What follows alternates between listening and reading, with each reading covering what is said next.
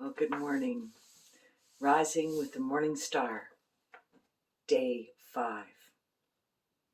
In the book of Genesis, chapter 45, we read these words: I will provide for you there, so that you and your household and all that you have will not come to poverty. Our reflector offers us these words: Oh, it all started so innocently. The lure of the silver, green, red, and gold of the silk and linen. Joseph was so handsome. Wouldn't the coat look wonderful? And then there were the dreams that wended their way into Joseph's head as he slept. Sheaves bowing down, and sun, moon, and stars bending to his will. It would have been okay, but he savored his dreams in his heart.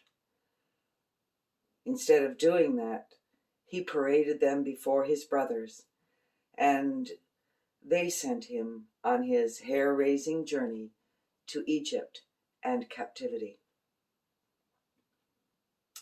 Was it in the jail, with nothing but bread to eat and cold that made his body shiver, that Joseph suddenly understood his dream of sheaves bowing low, that it was not about power and dominance?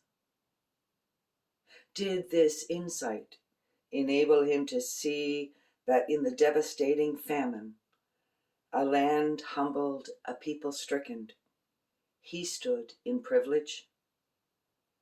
The grandiose dreams of the sun and moon and stars bowing became whispers of the universe, leaning close to engage his spirit to live in its harmony, understanding the seasons.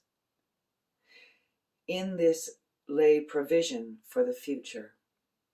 Somehow, Joseph was transformed from a proud child to one who wept in deep sorrow at his loved one's plight.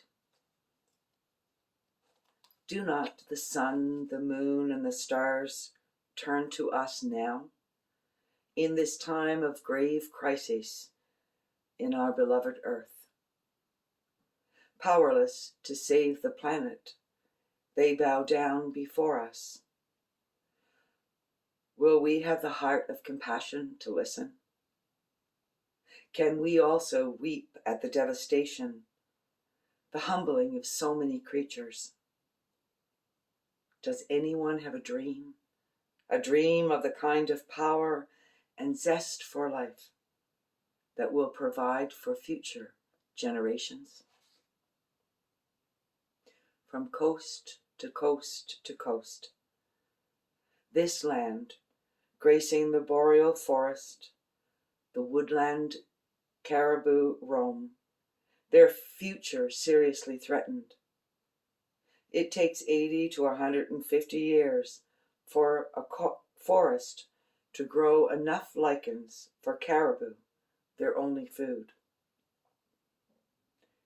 They are only one among thousands of species that are forced to bow before us as we destroy their habitat and poison their food and the air they breathe. Surely, we must weep and lament as Joseph did, and then tenderly say, as Joseph did, I am your brother, your sister. Do not fear. I will provide for you.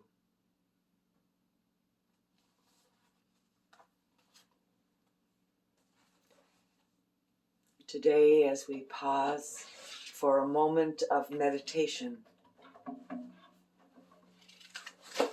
as we listen to the heartbeat of Mother Earth, I invite you to think about the part that you play in tending to this garden we have been given. What can you do to help provide for the future of this earth and its peoples? That may sound very overwhelming, but there are always little things that each one of us can do. What is your part?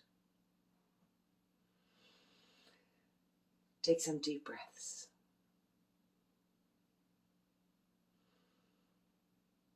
Calm your body, your mind, your soul.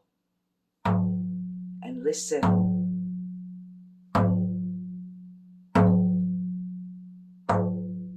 Listen for the voice of divine mystery